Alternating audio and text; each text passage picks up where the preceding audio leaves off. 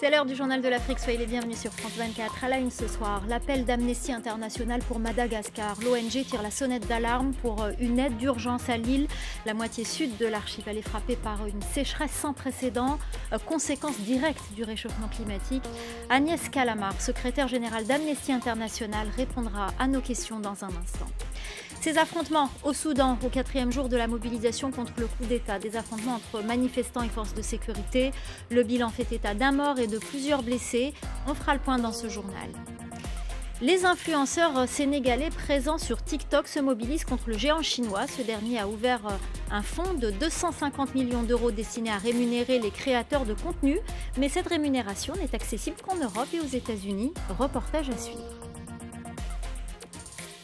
La communauté internationale doit rapidement accroître son aide humanitaire à Madagascar. C'est ce que préconise l'ONG Amnesty International qui, dans un rapport, pointe du doigt les graves conséquences de la sécheresse qui touche la moitié sud de l'île. Une sécheresse sans précédent, conséquence du réchauffement climatique. Nous sommes en direct avec Agnès Callamard, secrétaire générale d'Amnesty International. Bonsoir, merci d'être avec nous. Que dit votre rapport tout d'abord et quelles sont les conclusions ? Écoutez, le rapport démontre que les populations du Grand Sud de Madagascar font face à une sécheresse historique qui se traduit à l'heure actuelle par plus d'1 million de personnes qui vivent dans des conditions de famine et 14 000 qui sont déjà dans une situation catastrophique alimentaire. Le rapport met aussi en avant la dimension climat de cette sécheresse. Bien sûr, cette région a eu des sécheresses dans le passé, mais là nous parlons d'une sécheresse de nature historique qui va d'ailleurs en s'aggravant et les liens entre la sécheresse et les changements climatiques ont été dressés par des scientifiques. Donc ça c'est la deuxième dimension du rapport. Il s'agit d'une crise humanitaire, d'une crise des droits humains et d'une crise climatique. Alors, quelles solutions sont préconisées aujourd'hui ? Écoutez, bien sûr, dans l'immédiat, il faut que la communauté internationale apporte une aide humanitaire.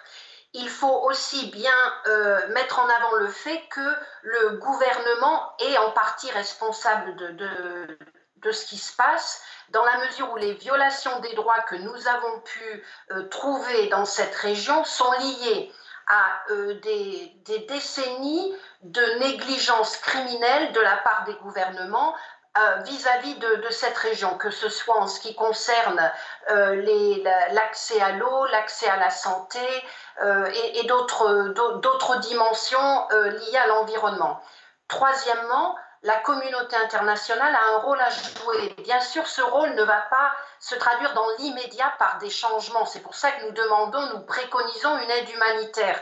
Mais il faut bien comprendre que les violations dont souffrent ces communautés à Madagascar, c'est aussi le produit de siècles d'industrialisation de la part en particulier des pays riches. C'est le produit des émissions à gaz à effet de serre. Donc il faut lier une approche dans le long terme pour cette famine avec ce qui va être discuté dans la semaine prochaine dans le cadre de la COP26, c'est-à-dire prendre des mesures par rapport à la réduction de ces émissions, premièrement, et deuxièmement, mettre en place des mécanismes de financement climatique pour les pays tels que Madagascar, qui ont très peu contribué à la crise climatique, mais qui en subissent de plein fouet les effets. Alors concrètement, qu'attendez-vous de cette COP26 qui arrive la semaine prochaine ? Écoutez, concrètement, par rapport aux gaz d'émissions à effet de serre, on demande bien sûr une réduction de ces gaz d'au moins 45% par rapport à ce qu'ils étaient jusqu'en 2010. Il faudrait qu'on atteigne zéro d'ailleurs d'émissions d'ici 2050. Cependant, nous savons déjà sur la base des rapports qui ont été fournis que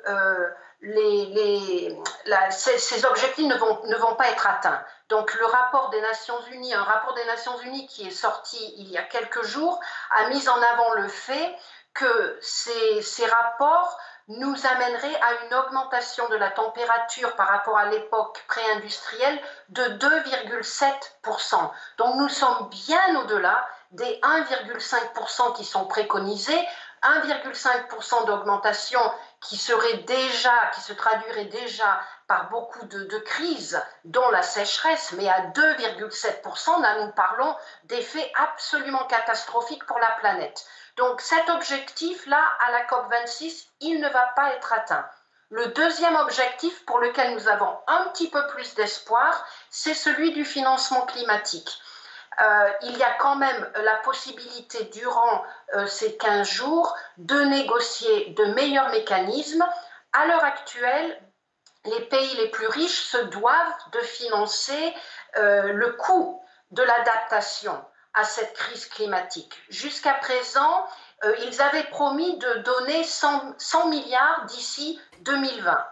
À l'heure actuelle, nous avons donné, nous les pays riches entre guillemets, ont donné environ 80 milliards et la plupart de ces dons, en fait, ce sont des prêts. Certains d'entre eux d'ailleurs des prêts de nature commerciale. Donc là, nous parlons d'un financement qui va endetter les pays les plus pauvres. Donc il faut vraiment renégocier la façon dont on va financer cette adaptation climatique parce qu'à l'heure actuelle, les pratiques ne marchent pas du tout. Merci beaucoup à Agnès Callamard, secrétaire générale d'Amnesty International, et nous aborderons bien évidemment ces questions climatiques dans le cadre de la COP26 sur notre antenne et dans le Journal de l'Afrique.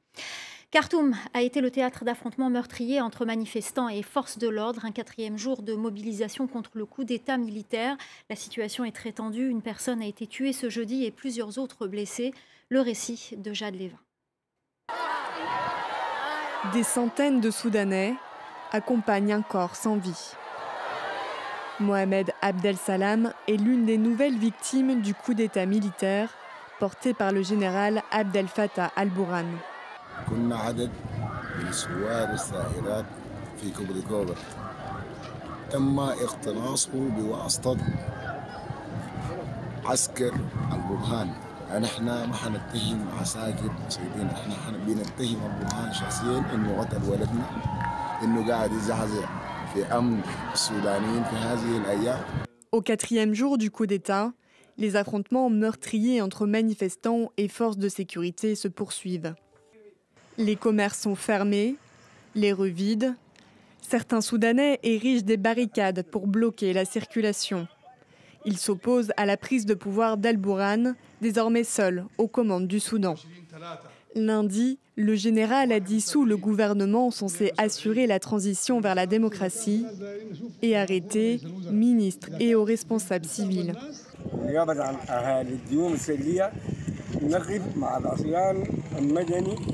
جملة وتفصيلا ونغب ضد حكم العسكر جملة وتفصيلا نريد حياة ديمقراطية حرة لتسير هذه البلاد إلى الأمام. Le Conseil de sécurité de l'ONU a réagi. Il demande le retour d'un gouvernement dirigé par des civils en place depuis 2019, dans un pays à peine sorti de 30 années de dictature, sous l'ex-président Omar el-Béchir. Une œuvre d'art nigériane, bientôt de retour au pays. Il s'agit d'un bronze volé par les troupes britanniques en 1897. Il devrait être restitué ce jeudi par l'université d'Aberdeen en Écosse, qui suit l'exemple de l'université de Cambridge. Le récit de Camille Nedelec. C'est le visage d'un roi, d'un royaume disparu. Volé il y a plus d'un siècle dans le sud du Nigeria par les colons britanniques, le bronze a été acheté par l'université d'Aberdeen en 1957. L'université a pu confirmer récemment que l'œuvre avait été dérobée. Elle a depuis décidé de la restituer.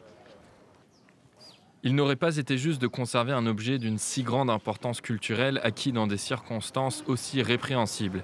Nous avons donc décidé qu'un retour définitif et sans condition était l'action la plus appropriée.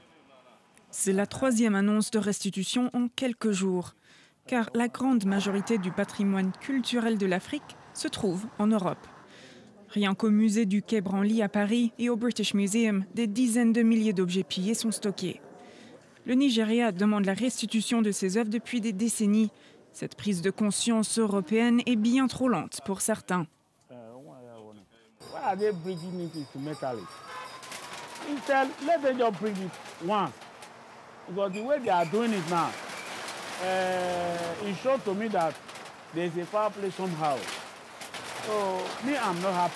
Les artistes nigérians espèrent que le retour de ces trésors augmente l'intérêt des musées européens pour des œuvres contemporaines, qui seront, celles-ci, acquises à la régulière, de quoi faire vivre les artistes du continent. Direction la Guinée, depuis le coup d'État qui a renversé Alpha Condé, les femmes se mobilisent pour une meilleure représentation dans le futur gouvernement de transition. Des ONG qui réclament une parité homme-femme dans le gouvernement de transition. Les précisions de notre correspondant à Conakry, Malik Diakité. Cette campagne est menée par une dizaine d'organisations féministes. Des activistes sillonnent des marchés, l'administration publique et privée pour expliquer aux femmes la nécessité d'une implication beaucoup plus forte dans la gestion du pays. À la tête d'une organisation dénommée la Guinée-Moussoulou, qu'on pourrait traduire par les femmes guinéennes, Fatoumata Binta mène ce combat depuis la prise du pouvoir par la junte militaire. En Guinée, les femmes ont toujours joué un rôle essentiel dans le développement socio-économique de notre pays. Mais malheureusement, elles sont très peu représentées dans le mécanisme décisionnel de notre pays et d'ailleurs doivent encore se battre pour avoir voix au chapitre. Donc je pense qu'il est temps vraiment de donner aussi la place aux femmes, la place qui leur est due.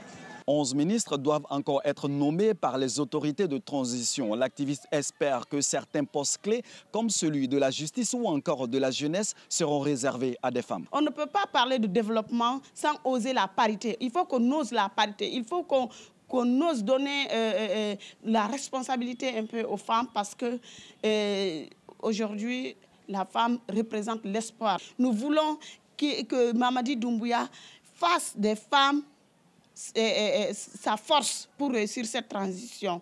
Les militantes voient cette transition comme une opportunité unique pour l'amélioration des conditions de la femme, qui reste encore très précaire en Guinée. La colère et l'incompréhension des influenceurs sénégalais présents sur TikTok. Le nouveau géant des réseaux sociaux a ouvert ces derniers mois un fonds de 250 millions d'euros destiné à rémunérer les créateurs de contenu. Cette rémunération n'est cependant pas accessible, n'est accessible qu'en Europe et aux États-Unis. Ils sont donc nombreux à monter au créneau contre le géant chinois. Reportage à Dakar de Eliman Dao. Ils sont parmi les TikTokers les plus suivis au Sénégal. Doudou et Fainara se réunissent souvent pour des duos de vidéos parodiques. Ils ne comprennent pas pourquoi TikTok rémunère les créateurs de contenu en Europe et aux États-Unis, mais pas en Afrique. On crée, il y a des contenus qui sont originaux, il y a tout, hein. Payez-nous. C'est vrai. On a besoin de ça. Ça nous motive à continuer. Quelle est la raison pour laquelle ils ont projeté un budget, mais pas pour l'Afrique? Je sais pas, on n'a pas de téléphone en Afrique? Si, on a tout ce qu'il faut, donc c'est dommage et je reste persuadée qu'ils finiront par s'en rendre compte. Le sentiment d'injustice est partagé par cet autre TikToker, spécialiste de vidéos humoristiques. Mambala compte plus de 300 000 abonnés sur le réseau social. Il dénonce le 2 poids 2 mesures du géant chinois. TikTok doit revoir son attitude vis-à-vis des Africains. Comme toujours, l'histoire se répète. On nous marginalise, on nous laisse derrière, on ne nous implique pas dans les choses sérieuses, quoi. Et c'est désolant. TikTok a annoncé sur son site internet de possibles réaménagements de son fonds créateur sans pour autant donner des détails. Pour ce spécialiste des réseaux sociaux, les créateurs africains doivent se battre pour être mieux respectés. Aujourd'hui, les créateurs doivent eux-mêmes porter un peu le combat, en tout cas pour montrer qu'ils ont la capacité de faire bouger les choses, mais surtout que s'ils ne créent pas de contenu, TikTok ne pourrait pas exister tout simplement. Les créateurs sénégalais espèrent avoir prochainement les mêmes chances que Khabilam, leur compatriote vivant en Italie. Avec 116 millions d'abonnés, il est le deuxième TikToker le plus suivi au monde. Il est devenu millionnaire en euros en l'espace de quelques mois sur TikTok. Voilà, c'est la fin du Journal de l'Afrique. Restez avec nous dans quelques instants, la suite de Paris Direct avec Audrey Racine.